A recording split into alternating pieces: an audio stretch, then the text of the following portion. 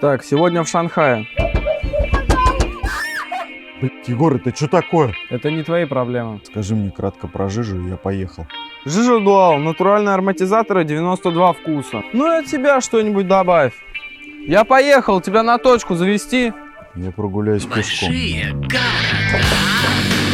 Эй, ты там?